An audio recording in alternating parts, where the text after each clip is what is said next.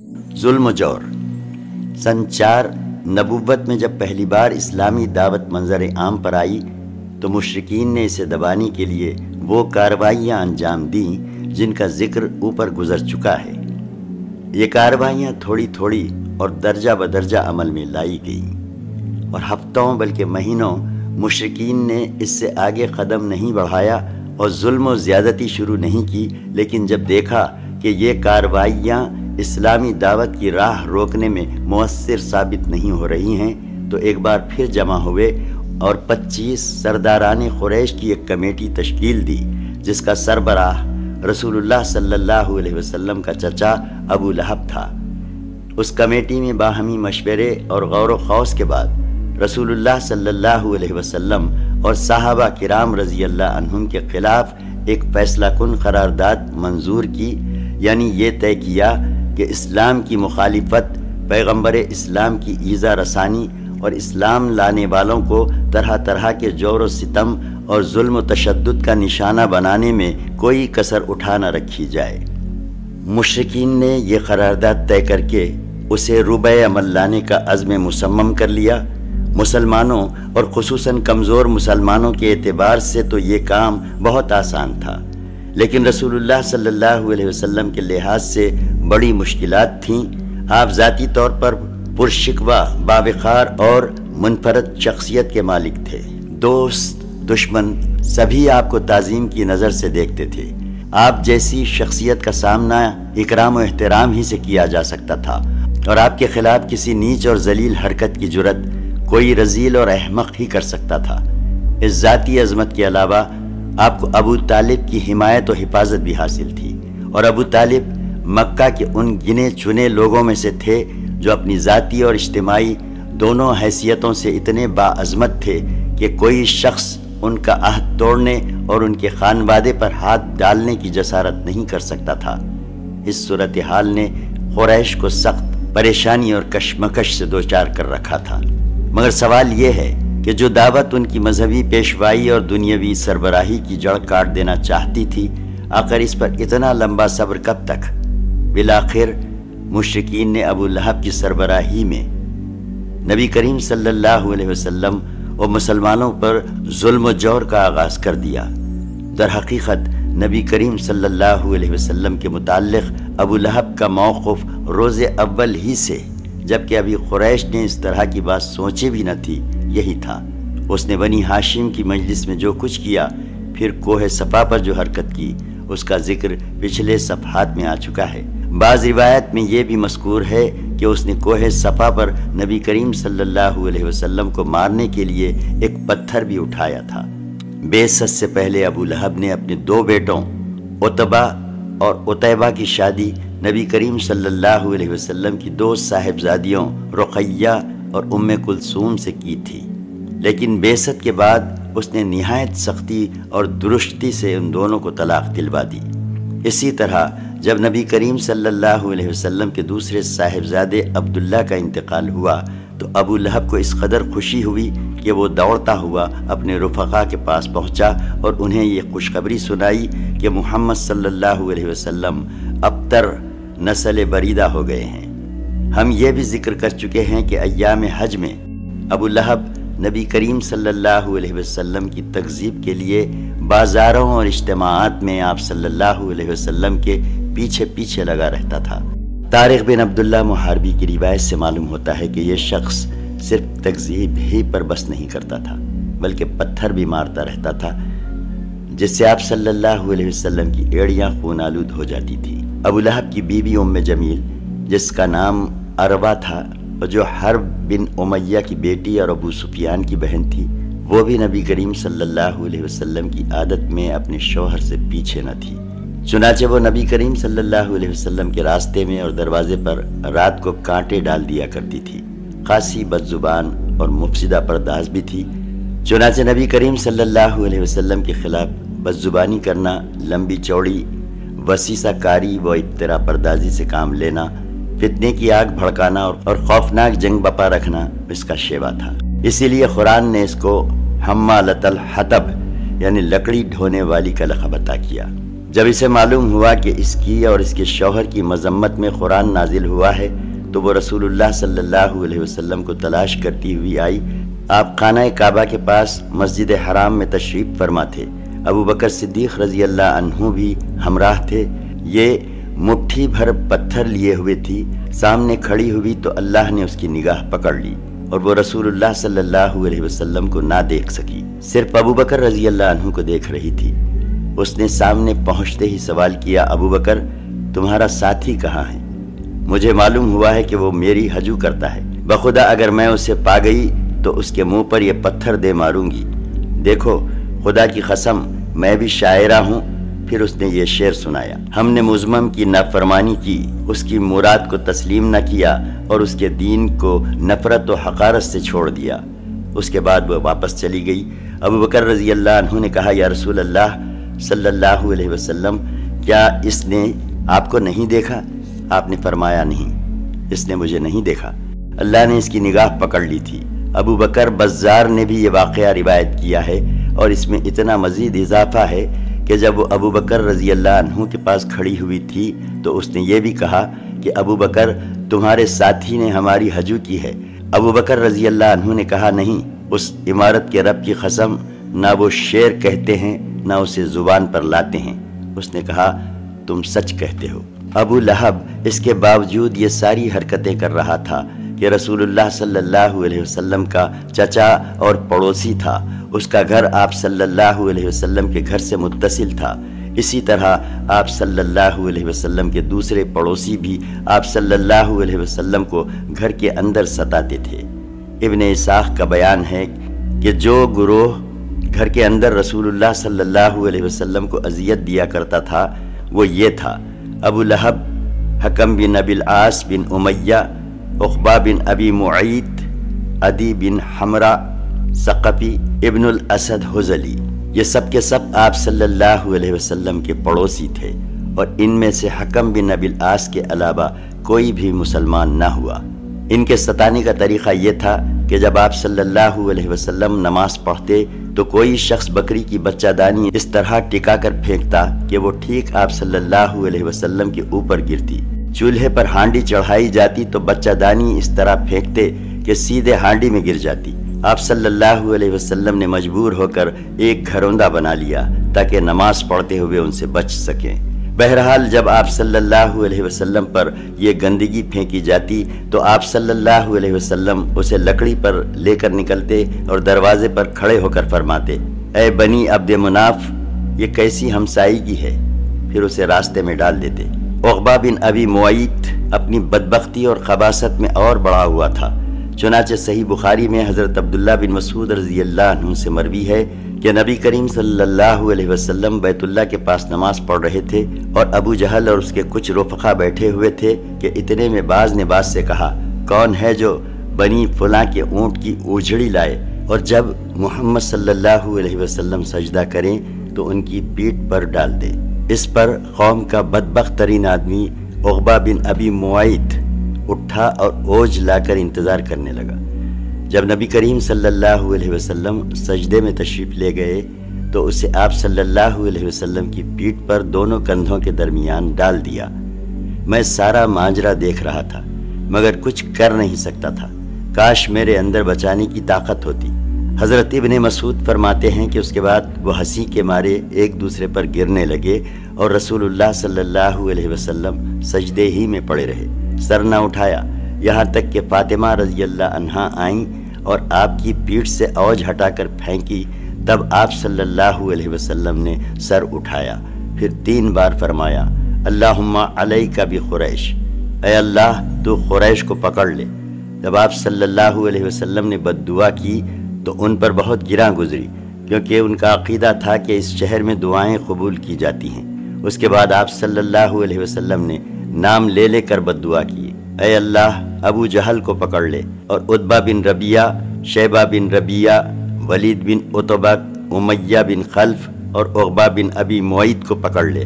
انہوں نے 7ویں کا بھی نام گنایا لیکن راوی کو یاد نہ رہا۔ ابن مسعود رضی اللہ عنہ فرماتے ہیں کہ اس ذات کی قسم جس کے ہاتھ میں میری جان ہے، میں نے دیکھا کہ جن لوگوں کے نام رسول اللہ صلی اللہ علیہ وسلم نے گن گن کر لیے تھے، سب کے سب بدر کے کنویں میں مقتول پڑے ہوئے تھے۔ امیہ بن خلف کا وتیرہ تھا کہ جب وہ رسول اللہ صلی اللہ علیہ وسلم کو دیکھتا لعن طعن کرتا۔ اسی کے متعلق یہ آیت نازل ہوئی، وَيْلٌ لِّكُلِّ ہُمَزَةٍ لُمَزَةٍ، ہر لعن طعن اور برائیاں کرنے والے کے لیے تباہی ہے۔ ابن ہشام کہتے ہیں کہ ہمزہ وہ شخص ہے جو علانیہ گالی بکے اور آنکھیں ٹیڑھی کر کے اشارے کرے، اور لمزہ وہ شخص ہے جو پیٹھ پیچھے لوگوں کی برائیاں کرے اور انہیں اذیت دے۔ امیہ کا بھائی ابی بن خلف عقبہ بن ابی معیط کا گہرا دوست تھا۔ ایک بار عقبہ نے نبی کریم صلی اللہ علیہ وسلم کے پاس بیٹھ کر کچھ سنا تو اس نے عقبہ کو سخت سست کہا، عتاب کیا اور اس سے مطالبہ کیا کہ وہ جا کر رسول اللہ صلی اللہ علیہ وسلم کے منہ پر تھوک آئے۔ آخر عقبہ نے ایسا ہی کیا۔ خود ابی بن خلف نے ایک مرتبہ ایک بوسیدہ ہڈی لا کر توڑی اور ہوا میں پھونک کر رسول اللہ صلی اللہ علیہ وسلم کی طرف اڑا دی۔ اخنس بن شریح ثقفی بھی رسول اللہ صلی اللہ علیہ وسلم کے ستانے والوں میں تھا۔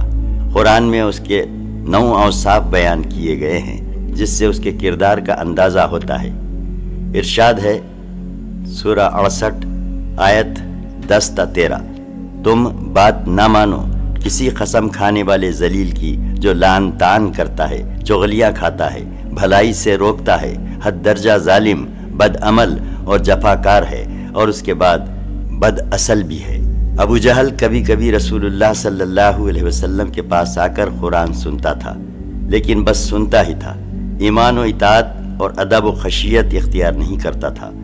وہ رسول اللہ صلی اللہ علیہ وسلم کو اپنی بات سے اذیت پہنچاتا اور اللہ کی راہ سے روکتا تھا، پھر اپنی اس حرکت اور برائی پر ناز اور فخر کرتا ہوا جاتا تھا، گویا اس نے کوئی قابل ذکر کارنامہ انجام دے دیا ہے۔ قرآن مجید کی یہ آیات اسی شخص کے بارے میں نازل ہوئی، فلا صدق ولا صلی سے لے کر آخر تک۔ نہ اس نے صدقہ دیا نہ نماز پڑھی، بلکہ جھٹلایا اور پیٹ پھیری، پھر وہ اکڑتا ہوا اپنے گھر والوں کے پاس گیا۔ تیرے خوب لائق ہے، خوب لائق ہے۔ اس شخص نے پہلے دن جب نبی کریم صلی اللہ علیہ وسلم کو نماز پڑھتے ہوئے دیکھا تو اسی دن سے آپ صلی اللہ علیہ وسلم کو نماز سے روکتا رہا۔ ایک بار نبی کریم صلی اللہ علیہ وسلم مقام ابراہیم کے پاس نماز پڑھ رہے تھے کہ اس کا گزر ہوا، دیکھتے ہی بولا، محمد کیا میں نے تجھے اس سے منع نہیں کیا تھا؟ ساتھ ہی دھمکی بھی دی۔ رسول اللہ صلی اللہ علیہ وسلم نے بھی ڈانٹ کر سختی سے جواب دیا۔ اس پر وہ کہنے لگا، اے محمد مجھے کاہے کی دھمکی دے رہے ہو؟ دیکھو خدا کی قسم اس وادی مکہ میں میری محفل سب سے بڑی ہے۔ اس پر اللہ تعالیٰ نے یہ آیت نازل فرمائی، فَلْيَدْعُ نَادِيَا، اچھا تو وہ بلائے اپنی محفل کو، ہم بھی سزا کے فرشتوں کو بلائے دیتے ہیں۔ ایک روایت میں مذکور ہے کہ رسول اللہ صلی اللہ علیہ وسلم نے اس کا گریباں گلے کے پاس سے پکڑ لیا اور جھنجھوڑتے ہوئے فرمایا، اولا لک فاولا ثم اولا لک فاولا، تیرے لیے بہت ہی موضوع ہے، تیرے لیے بہت ہی موضوع ہے۔ اس پر اللہ کا یہ دشمن کہنے لگا، اے محمد مجھے دھمکی دے رہے ہو؟ خدا کی قسم تم اور تمہارے پروردگار میرا کچھ نہیں کر سکتے۔ میں مکہ کے دونوں پہاڑیوں کے درمیان چلنے پھرنے والوں میں سب سے معزز ہوں۔ بہرحال اس ڈانٹ کے باوجود ابو جہل اپنی حماقت سے باز آنے والا نہ تھا، بلکہ اس کی بدبختی میں کچھ اور اضافہ ہی ہو گیا۔ چنانچہ صحیح مسلم میں ابو ہریرہ رضی اللہ عنہ سے مروی ہے کہ ایک بار سرداران قریش سے ابو جہل نے کہا کہ محمد آپ حضرات کے روبرو اپنا چہرہ خاک آلود کرتا ہے؟ جواب دیا گیا ہاں۔ اس نے کہا، لات و عزیٰ کی قسم اگر میں نے اس حالت میں اسے دیکھ لیا تو اس کی گردن رون دوں گا اور اس کا چہرہ مٹی پر رگڑ دوں گا۔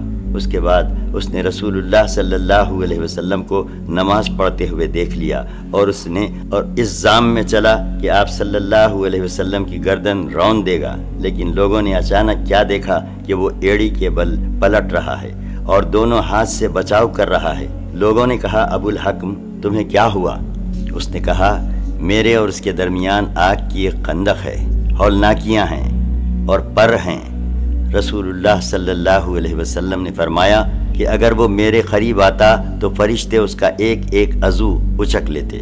جور و ستم کی یہ کارروائیاں نبی کریم صلی اللہ علیہ وسلم کے ساتھ ہو رہی تھی، اور عوام و خواص کے نفوس میں آپ کی منفرد شخصیت کا جو وقار و احترام تھا، اور آپ صلی اللہ علیہ وسلم کو مکہ کے سب سے محترم اور عظیم انسان ابو طالب کی جو حمایت و حفاظت حاصل تھی، اس کے باوجود ہو رہی تھیں۔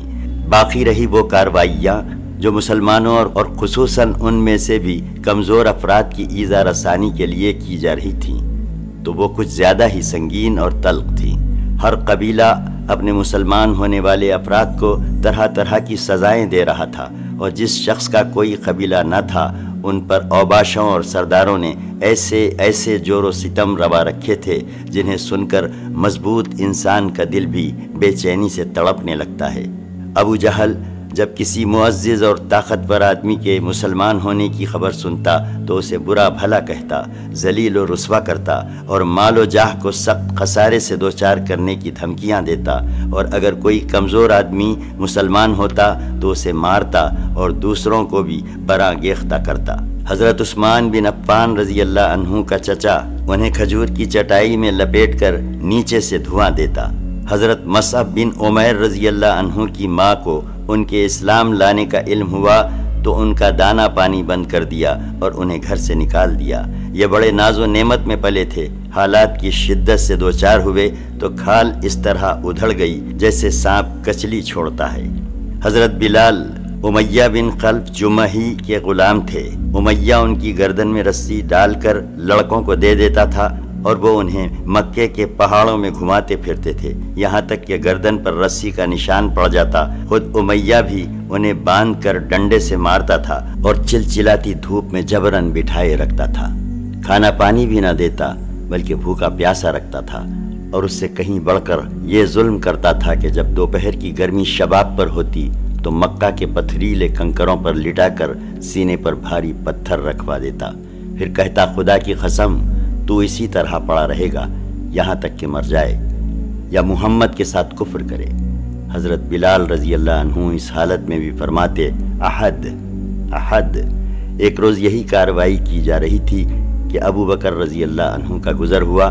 انہوں نے حضرت بلال کو ایک کالے غلام کے بدلے، اور کہا جاتا ہے کہ 200 درہم 735 گرام چاندی یا 280 درہم 1 کلو سے زائد چاندی کے بدلے خرید کر آزاد کر دیا۔ حضرت عمار بن یاسر رضی اللہ عنہ بنو مخزوم کے غلام تھے۔ انہوں نے اور ان کے والدین نے اسلام قبول کیا تو ان پر قیامت ٹوٹ پڑی۔ مشرکین جن میں ابو جہل پیش تھا، سخت دھوپ کے وقت انہیں پتھریلی زمین پر لے جا کر اس کی تپش سے سزا دیتے۔ ایک بار انہیں اسی طرح سزا دی جا رہی تھی کہ نبی کریم صلی اللہ علیہ وسلم کا گزر ہوا۔ آپ صلی اللہ علیہ وسلم نے فرمایا، آل یاسر صبر کرنا، تمہارا ٹھکانہ جنت ہے۔ آخر کار یاسر ظلم کی تاب نہ لا کر وفات پا گئے، اور سمیہ رضی اللہ عنہا جو حضرت عمار رضی اللہ عنہ کی والدہ تھیں، ان کی شرمگاہ میں ابو جہل نے نیزہ مارا اور وہ دم توڑ گئیں۔ یہ اسلام میں پہلی شہیدہ ہیں۔ حضرت عمار پر سختی کا سلسلہ جاری رہا۔ انہیں کبھی دھوپ میں تپایا جاتا تو کبھی ان کے سینے پر سرخ پتھر رکھ دیا جاتا، اور کبھی پانی میں ڈبویا جاتا۔ ان سے مشرکین کہتے تھے کہ جب تک تم محمد کو گالی نہ دو گے یا لات و عزا کے بارے میں کلمہ خیر نہ کہو گے، ہم تمہیں چھوڑ نہیں سکتے۔ حضرت عمار رضی اللہ عنہ نے مجبوراً ان کی بات مان لی۔ پھر نبی کریم صلی اللہ علیہ وسلم کے پاس روتے اور معذرت کرتے ہوئے تشریف لائے۔ اس پر یہ آیت نازل ہوئی، من کفر باللہ من بعد ایمانہ الا من اکرہ وقلبہ مطمئن بالایمان، سورہ 16 آیت 206۔ جس نے اللہ پر ایمان لانے کے بعد کفر کیا اس پر اللہ کا غضب اور عذاب عظیم ہے، لیکن جسے مجبور کیا جائے اور اس کا دل ایمان پر مطمئن ہو اس پر کوئی گرفت نہیں۔ حضرت فقیہہ جن کا نام افلح تھا بنی عبدار کے غلام تھے۔ ان کے یہ مالکان ان کا پاؤں رسی سے باندھ کر انہیں زمین پر گھسیٹتے تھے۔ حضرت خباب بن ارت قبیلہ قزاع کی ایک عورت ام انمار کے غلام تھے۔ مشرکین انہیں طرح طرح کی سزائیں دیتے تھے، ان کے سر کے بال نوچتے تھے اور سختی سے گردن مروڑتے تھے۔ انہیں کئی بار دہکتے انگاروں پر لٹا کر اوپر سے پتھر رکھ دیا کہ وہ اٹھ نہ سکیں۔ زنیرہ اور نہدیہ اور ان کی صاحبزادیاں ام ابیس، یہ سب لونڈیاں تھیں۔ انہوں نے اسلام قبول کیا اور مشرکین کے ہاتھوں اسی طرح کی سنگین سزاؤں سے دوچار ہوئیں، جن کے چند نمونے ذکر کیے جا چکے ہیں۔ قبیلے بنی عدی کے ایک خانوادے بنی موئل کی ایک لونڈی مسلمان ہوئیں تو انہیں حضرت عمر بن خطاب، جو بنی عدی سے تعلق رکھتے تھے اور ابھی مسلمان نہیں ہوئے تھے، اس قدر مارتے تھے کہ مارتے مارتے خود تھک جاتے تھے اور اس کے بعد کہتے تھے کہ میں نے تجھے کسی مربت کی وجہ سے نہیں بلکہ محض تھک جانے کی وجہ سے چھوڑا ہے۔ آخرکار حضرت ابو بکر رضی اللہ عنہ نے حضرت بلال اور عامر بن فہیرہ کی طرح ان لونڈیوں کو بھی خرید کر آزاد کر دیا۔ مشرکین نے سزا کی ایک شکل یہ بھی اختیار کی تھی کہ بعض صحابہ کو اونٹ اور گائے کی کچی کھال میں لپیٹ کر دھوپ میں ڈال دیتے تھے اور بعض کو لوہے کی ذرہ پہنا کر جلتے ہوئے پتھر پر لٹا دیتے تھے۔ در حقیقت اللہ کی راہ میں ظلم و جور کا نشانہ بننے والوں کی فہرست بڑی لمبی ہے اور بڑی تکلیف دہ بھی۔ حالت یہ تھی کہ جس کسی کے مسلمان ہونے کا پتہ چل جاتا تھا، مشرکین اس کے در پہ آزار ہو جاتے تھے۔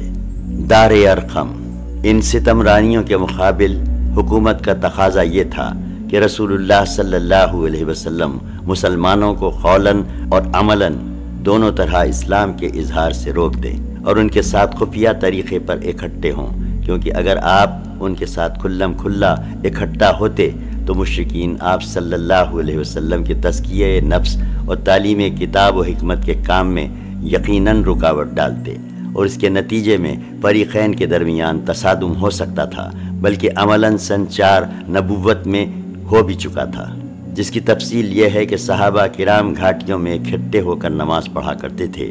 ایک بار کفار قریش کے کچھ لوگوں نے دیکھ لیا تو گالم گلوچ اور لڑائی جھگڑے پر اتر آئے۔ جواباً حضرت سعد بن ابی وقاص نے ایک شخص کو ایسی ضرب لگائی کہ اس کا خون بہہ پڑا، اور یہ پہلا خون تھا جو اسلام میں بہایا گیا۔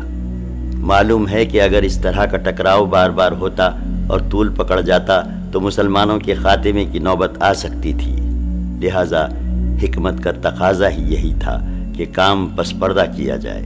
چنانچہ عام صحابہ کرام اپنا اسلام، اپنی عبادت، اپنی تبلیغ اور اپنے باہمی اجتماعات سب کچھ پس پردہ کرتے تھے۔ البتہ رسول اللہ صلی اللہ علیہ وسلم تبلیغ کا کام بھی مشرکین کے روبرو کھلم کھلا انجام دیتے تھے، اور عبادت کا کام بھی۔ کوئی چیز آپ صلی اللہ علیہ وسلم کو کسی سے روک نہیں سکتی تھی، تاہم آپ بھی مسلمانوں کے ساتھ خود ان کی مصلحت کے پیش نظر خفیہ طور سے جمع ہوتے تھے۔ ادھر ارقم بن ابی الارقم مخزومی کا مکان کوہ صفا پر سرکشوں کی نگاہوں اور ان کی مجلسوں سے دور الگ تھلگ واقع تھا، اس لیے آپ صلی اللہ علیہ وسلم نے 5ویں سن نبوت سے اسی مکان کو اپنی دعوت اور مسلمانوں کے ساتھ اپنے اجتماع کا مرکز بنا لیا۔ پہلی ہجرت حبشہ، جور و ستم کا مذکورہ سلسلہ نبوت کے 4تھے سال کے درمیان یا آخر میں شروع ہوا تھا، اور ابتداءً معمولی تھا مگر دن بدن اور ماہ بماہ بڑھتا گیا، یہاں تک کہ نبوت کے 5ویں سال کا وسط آتے آتے اپنے شباب کو پہنچ گیا، حتیٰ کہ مسلمانوں کے لیے مکہ میں رہنا دوبھر ہو گیا اور انہیں ان پیہم ستم رانائیوں سے نجات کی تدبیر سوچنے کے لیے مجبور ہونا پڑا۔ انہی سنگین اور تاریک حالات میں سورہ کہف نازل ہوئی۔ یہ اصلاً تو مشرکین کے پیش کردہ سوالات کے جواب میں تھی، لیکن اس میں جو 3 واقعات بیان کیے گئے، ان واقعات میں اللہ تعالیٰ کی طرف سے اپنے مومن بندوں کے لیے مستقبل کے بارے میں نہایت بلیغ اشارات تھے۔ چنانچہ اصحاب کہف کے واقعے میں یہ درس موجود ہے کہ جب دین و ایمان خطرے میں ہو تو کفر و ظلم کے مراکز سے ہجرت کے لیے تن بتقدیر نکل پڑنا چاہیے۔ سورہ 18 آیت 16 میں ارشاد ہے، اور جب تم ان سے اور اللہ کے سوا ان کے دوسرے معبودوں سے الگ ہو گئے تو غار میں پناہ گیر ہو جاؤ، تمہارا رب تمہارے لیے اپنی رحمت پھیلا دے گا اور تمہارے کام کے لیے تمہارے سہولت کی چیز تمہیں مہیا کرے گا۔ موسیٰ اور خضر علیہ السلام کے واقعے سے یہ بات مستفاد ہوتی ہے کہ کہ نتائج ہمیشہ ظاہری حالات کے مطابق نہیں ہوتے، بلکہ بسا اوقات ظاہری حالات کے بالکل برعکس ہوتے ہیں۔ لہٰذا اس واقعے میں اس بات کی طرف لطیف اشارہ پنہاں ہے کہ مسلمانوں کے خلاف اس وقت جو ظلم و تشدد برپا ہے اس کے نتائج بالکل برعکس نکلیں گے، اور یہ سرکش مشرکین اگر ایمان نہ لائے تو آئندہ انہی مقہور و مجبور مسلمانوں کے سامنے سرنگوں ہو کر اپنی قسمت کے فیصلے کے لیے پیش ہوں گے۔ ذوالقرنین کے واقعے میں چند خاص باتوں کی طرف اشارہ ہے۔ ایک، یہ کہ زمین اللہ کی ہے، وہ اپنے بندوں میں سے جسے چاہتا ہے اس کا وارث بناتا ہے۔ دو، یہ کہ فلاح و کامرانی ایمان ہی کی راہ میں ہے، کفر کی راہ میں نہیں۔ تین، یہ کہ اللہ تعالیٰ رہ کر اپنے بندوں میں سے ایسے افراد کھڑے کرتا رہتا ہے جو مجبور و مقہور انسانوں کو اس دور کے یاجوج و ماجوج سے نجات دلاتے ہیں۔ چار، یہ کہ اللہ کے صالح بندے ہی زمین کی وراثت کے سب سے زیادہ حقدار ہیں۔ پھر سورہ کہف کے بعد سورہ زمر کا نزول ہوا اور اس میں ہجرت کی طرف اشارہ کیا گیا اور بتایا گیا کہ اللہ کی زمین تنگ نہیں۔ سورہ 39 آیت 10، جن لوگوں نے اس دنیا میں اچھائی کی ان کے لیے اچھائی ہے اور اللہ کی زمین کشادہ ہے، صبر کرنے والوں کو ان کا اجر بلا حساب دیا جائے گا۔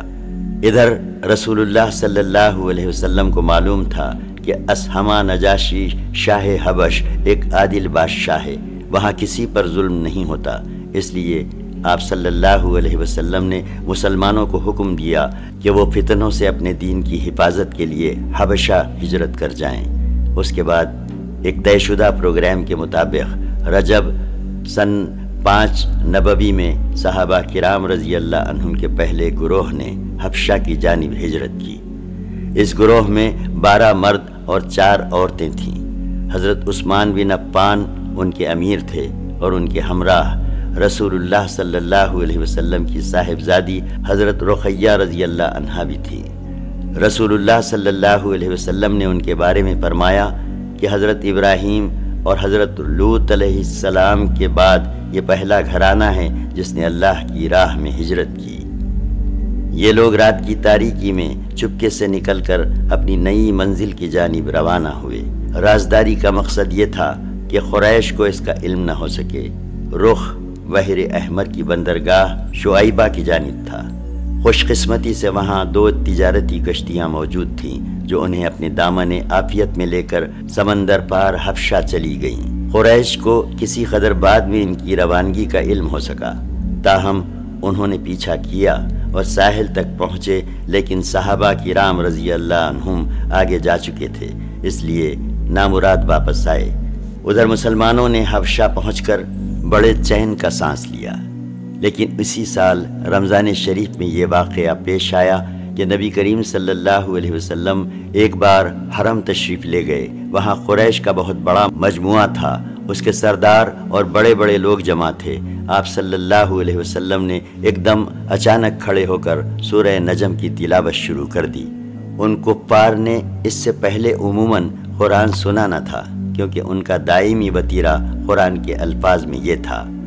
سورہ 41 آیت 26، اس قرآن کو مت سنو اور اس میں خلل ڈالو، ادھم مچاؤ تاکہ تم غالب رہو۔ لیکن جب نبی کریم صلی اللہ علیہ وسلم نے اچانک اس سورے کی تلاوت شروع کر دی اور ان کے کانوں میں ایک ناقابل بیان رانائی و دلکشی اور عظمت لیے ہوئے کلام الہی کی آواز پڑی تو انہیں کچھ ہوش نہ رہا، سب کے سب گوش برآباز ہو گئے۔ کسی کے دل میں کوئی اور خیال ہی نہ آیا، یہاں تک کہ جب آپ صلی اللہ علیہ وسلم نے سورے کے آخر میں دل ہلا دینے والی آیات تلاوت فرما کر اللہ کا یہ حکم سنایا، فَاسْجُدُوا لِلَّهِ وَعَبُدُوا، سورہ 53 آیت 62، اللہ کے لیے سجدہ کرو اور اس کی عبادت کرو، اور اس کے ساتھ ہی سجدہ فرمایا تو کسی کو اپنے آپ پر قابو نہ رہا اور سب کے سب سجدے میں گر پڑے۔ حقیقت یہ ہے کہ اس موقع پر حق کی رانائی و جلال نے متکبرین مستہزئین کی ہٹ دھرمی کا پردہ چاک کر دیا تھا، اس لیے انہیں اپنے آپ پر قابو نہ رہ گیا تھا اور وہ بے اختیار سجدے میں گر پڑے تھے۔ لیکن بعد میں جب انہیں احساس ہوا کہ کہ کلام الہی کے جلال نے ان کی لگام موڑ دی اور وہ ٹھیک وہی کام کر بیٹھے جسے مٹانے اور ختم کرنے کے لیے انہوں نے ایڑی سے چوٹی تک کا زور لگا رکھا تھا، اور اس کے ساتھ ہی اس واقعے میں غیر موجود مشرکین نے ان پر ہر طرف سے عتاب اور ملامت کی بوچھار شروع کی تو ان کے ہاتھ کے طوطے اڑ گئے، اور انہوں نے اپنی جان چھڑانے کے لیے رسول اللہ صلی اللہ علیہ وسلم پر یہ افترا پردازی کی اور یہ جھوٹ گھڑا کہ آپ صلی اللہ علیہ وسلم نے ان کے بتوں کا ذکر عزت و احترام سے کرتے ہوئے یہ کہا تھا کہ یہ بلند پایا دیویاں ہیں اور ان کی شفاعت کی امید کی جاتی ہے، حالانکہ یہ سری جھوٹ تھا جو محض اس لیے گھڑ لیا گیا تھا تاکہ نبی کریم صلی اللہ علیہ وسلم کے ساتھ سجدہ کرنے کی جو غلطی ہو گئی ہے اس کے لیے ایک معقول عذر پیش کیا جا سکے۔ اور ظاہر ہے کہ جو لوگ نبی صلی اللہ علیہ وسلم پر ہمیشہ جھوٹ گھڑتے اور آپ کے خلاف ہمیشہ دسیسہ کاری اور افترا پردازی کرتے رہے تھے، وہ اپنا دامن بچانے کے لیے اس طرح کا جھوٹ کیوں نہ گھڑتے؟